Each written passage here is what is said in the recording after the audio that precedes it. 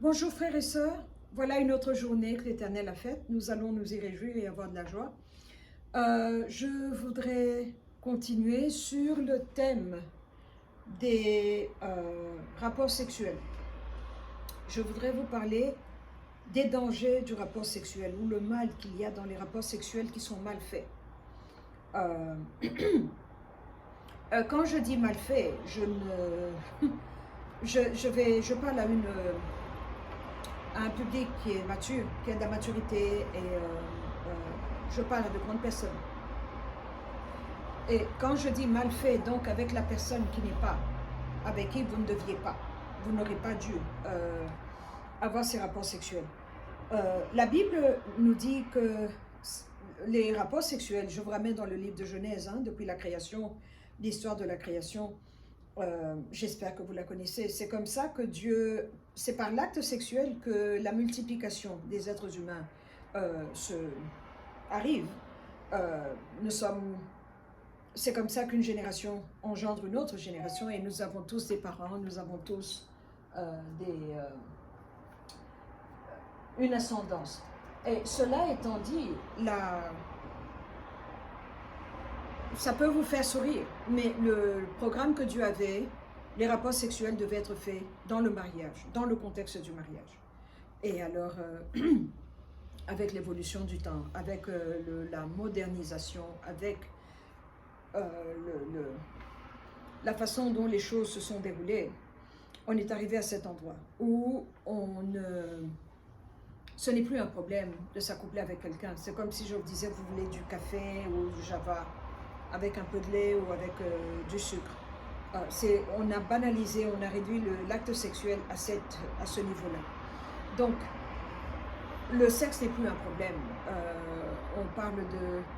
Je me pose toujours la question quand j'entends ces stars d'Hollywood qui disent « I'm in touch with my sexuality ». Je suis en contact avec ma sexualité. Ou quand ils vous disent « j'explore ma sexualité » ou je suis un esprit libre, a free spirit. On voit tout de suite que c'est quelqu'un qui a décidé de vivre sa vie dans ses propres paramètres. Parce qu'il y a un terme à Hollywood qui est à la mode, là maintenant, ils disent « I'm living my life in my own terms ». Je vis ma vie dans mes propres termes. Donc, pas dans les termes de quelqu'un, pas dans les termes de la Bible, mais les miens. Et voilà. Donc, je fais ce que je veux, quand je veux, comment je veux. Et les conséquences de cela sont que, parce que tout ce que Dieu a demandé qu'on fasse est là. Et si nous, les êtres humains, choisissons d'aller ici, ça devient une iniquité. Et ça engendre une force d'iniquité, une force qui est contre Dieu, une force qui combat le royaume de Dieu. Mais apparemment, très peu de personnes sont exposées à cela parce que c'est une force qui est très forte et qui est très subtile. Il faut faire attention pour la voir. Et alors, le problème qui est là, c'est que tout a commencé, si vous me demandez, avec la création de la pilule. La pilule, quand les femmes ont su qu'en prenant un petit comprimé tous les jours à la même heure, elles n'allaient pas tomber enceinte, ça a enlevé la peur d'une grossesse non désirée, parce que c'est une responsabilité, une grossesse et tout ce qui s'ensuit, parce qu'il faut assumer. Mais cela a fait qu'on s'est dit, on est libre, on peut faire ce qu'on veut, comme on veut, et on ne tombera pas enceinte. C'est ça qu'on a appelé la libéralisation de la femme ou l'égalité, où il y a beaucoup de termes historiques, mais qui sont venus de la création de cette contraceptive la pilule. Et cela a fait que les femmes sont devenues libérées, donc elles n'ont plus peur. Alors, avec ça, on voit que c'était OK. Mais le problème qui est là, c'est que en réfléchissant comme ça, en agissant comme ça, le corps, lui, ressent du plaisir, mais c'est de l'esprit que je voudrais parler, parce qu'on est arrivé à la fin des temps. On est arrivé à un endroit où on doit vivre l'esprit d'abord, l'âme et le corps. Mais c'est comme ça que ça aurait dû être, surtout là maintenant, plus que jamais. Mais maintenant, nous sommes l'esprit l'âme et le corps. C'est le corps qui dirige, alors que c'est l'esprit qui aurait dû diriger. Mais on a poussé l'esprit en bas, on a suppressé l'esprit. Et alors, ce qui se passe, ça, c'est que vous vous accouplez avec n'importe qui. Et alors, l'acte sexuel est un problème personnel d'abord, parce que vous péchez contre vous-même. C'est pour ça que l'apôtre Paul dit cela dans la Bible. Mais quand il dit cela, qu'est-ce que cela veut dire exactement? Cela veut dire que vous diluez votre force, vous diluez votre énergie, la vitalité, la vie Zoé que Dieu nous a donnée, vous la diluez. Et en plus de cela, vous éteignez le feu de Dieu en vous, parce qu'on est tous ces créatures. Et il y a un endroit dans le corps, qui est ici, que Dieu a préparé pour que lui puisse habiter là. Lui, Dieu le Saint-Esprit. C'est lui le locataire légal, parce que nous sommes un temple en vie, un temple de chair et de sang. Et nous avons été créés pour adorer Dieu. Mais quand l'acte sexuel commence à être quelque chose qui est pris à la légère, alors on arrive à cet endroit où le Saint-Esprit part. L'esprit de vérité part. Et vous commencez à vivre dans le mensonge, dans la déception, et c'est comme ça que les choses deviennent. Mais le truc qui est là, c'est que le plus, quand votre lumière s'éteint, vous attirez des gens comme vous, des gens qui n'ont pas la lumière de Dieu en eux. Et vous êtes contents tous les deux, comme larron en foire, tout va bien. Non, tout ne va pas bien.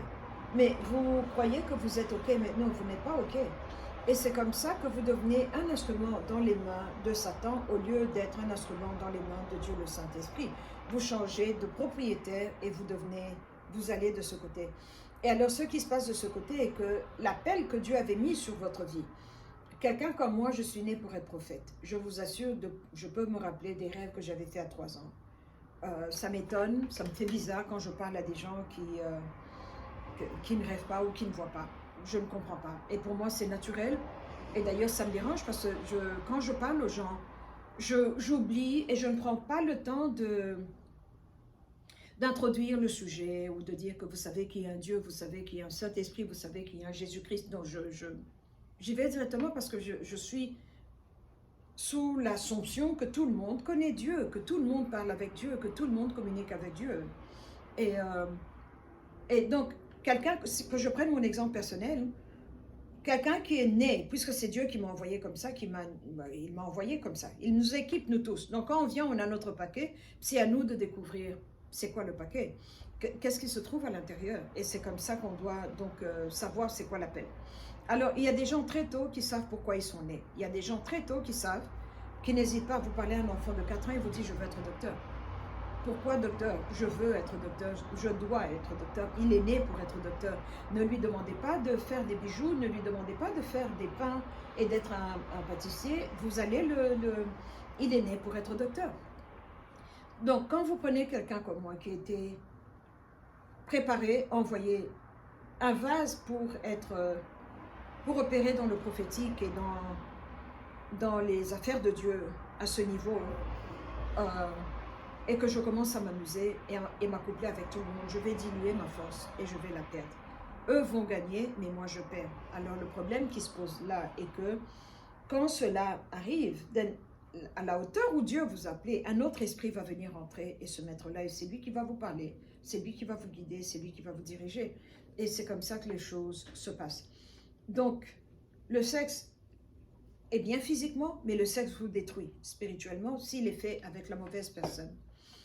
Et maintenant, j'ai découvert des personnes qui sont des agents de Satan, qui savent ce qu'ils font et qui ne poursuivent que les serviteurs de Dieu, serviteurs ou servantes, mâles ou femelles. Ils vous poursuivent dans l'espoir de pouvoir coucher avec vous, vous accoupler avec vous, que vous puissiez être une chair dans l'esprit, et ainsi votre crédit devient leur crédit. Et ils peuvent voler votre onction, voler votre lumière, parce que Satan ne donne pas d'onction. Satan n'est pas créateur, il n'a pas d'onction à donner. Il doit voler pour donner.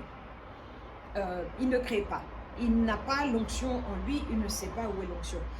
Alors, quand vous faites cela, vous donnez votre onction et on vous donne l'obscurité. C'est comme ça que vous voyez un pasteur qui pervertit son message et qui commence à prêcher autre chose, des aberrations, des choses qui n'ont pas de sens, qui ne sont pas bibliques. Et il tourne dans la révélation. Dieu m'a dit, Jésus m'a dit qu'il n'a pas fini son travail. Jésus m'a dit que après la crucifixion, il est descendu, il a vécu, il s'est marié, il a mis au monde. On entend des théories aberrantes.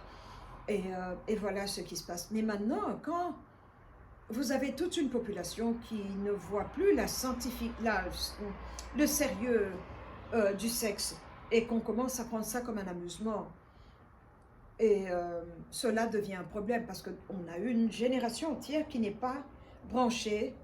Vous voyez comme ce Unicode ici qui doit être branché dans l'ordinateur et l'imprimante.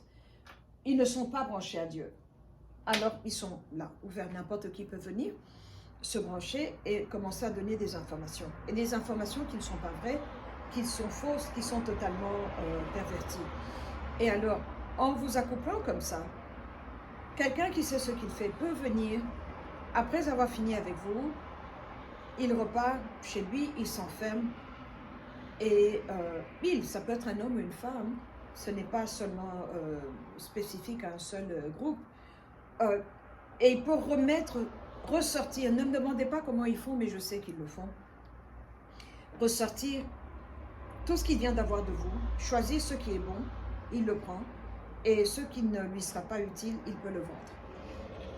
On doit, nous, le corps de Christ, se réveiller et avoir la compréhension des ventes de potentiel. Il y a des marchés entiers dans la dimension du sommeil de potentiel humain, volé aux chrétiens. Et voilà ce qui se passe là. Donc, quelqu'un peut vendre. Donc, vous pouviez avoir l'appel d'être docteur, mais parce que vous couchez avec la personne qu'il ne faut pas. Vous changez d'avis, je dis non, je vais être musicien. Mais tout va tourner mal parce que vous n'êtes pas né, vous n'êtes pas fait pour être un musicien. Et voilà comment le destin de quelqu'un s'abîme.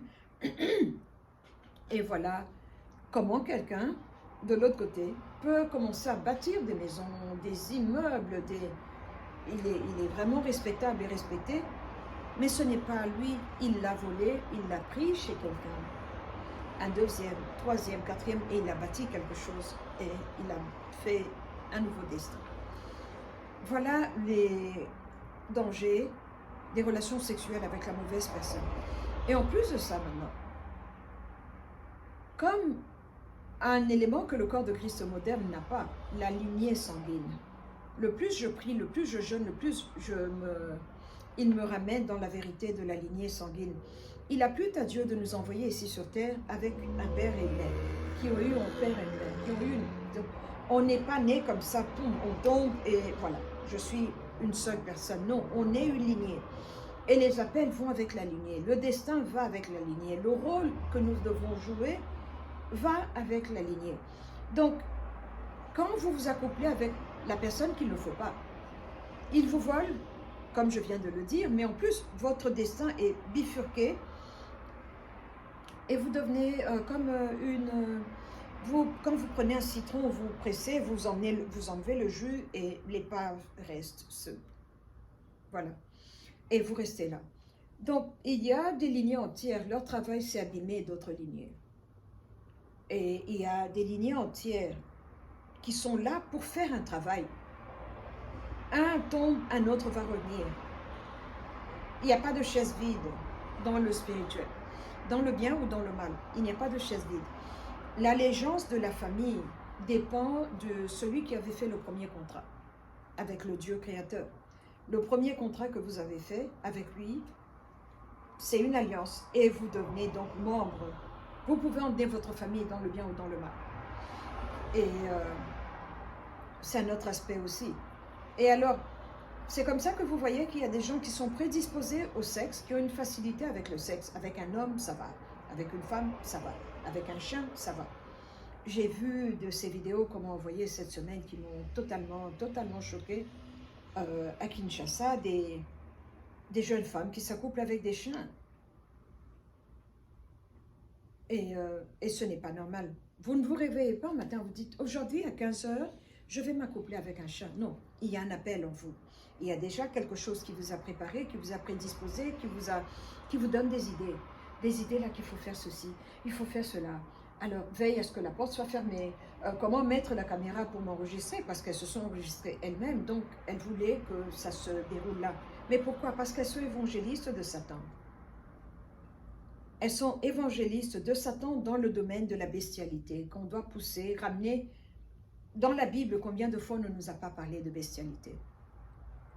Dieu n'aime pas ça, c'est une abomination. Personne ne peut me dire que, parce que Jésus n'en a pas parlé, donc ce que Dieu avait annulé dans l'Ancien Testament ne compte pas.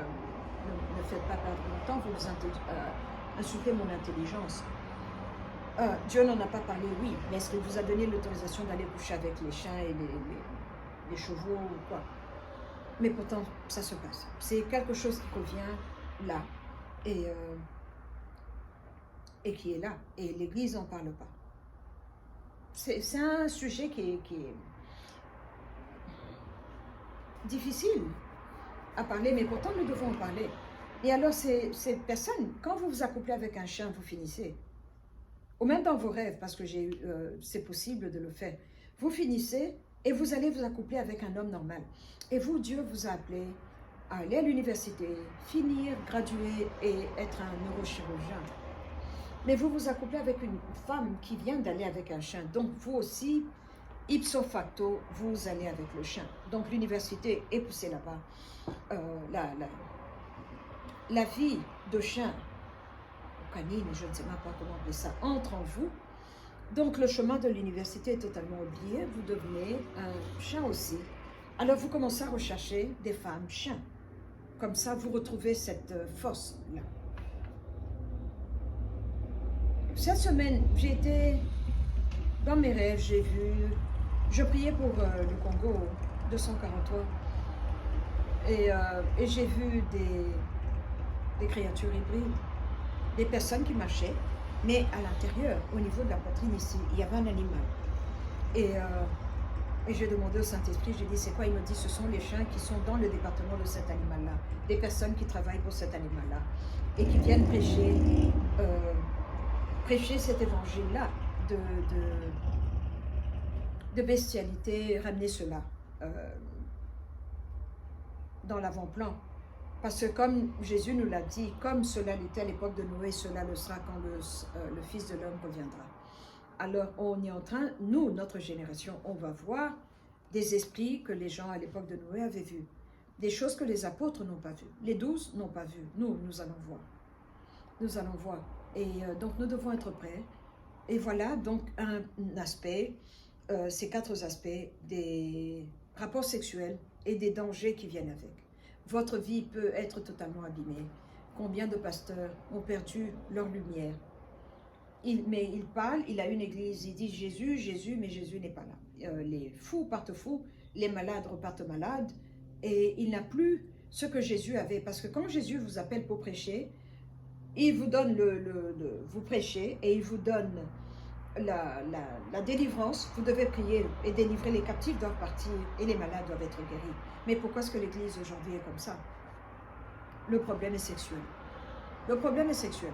Et peut-être même que le pasteur ne fornique pas, mais il a forniqué avant d'entrer là et il a ouvert son cœur à une autre force. Et la vraie force est partie et c'est une force noire qui est là. Donc voilà les dangers de s'accoupler avec la personne qu'il ne faut pas. Il faut faire très attention.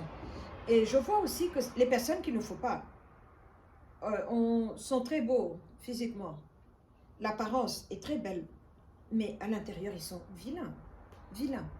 Ils sont des animaux. Et c'est terrible. Je suis sur plusieurs groupes, ce qu'on appelle conspiracy terroristes, parce qu'on ne nous prend pas au sérieux.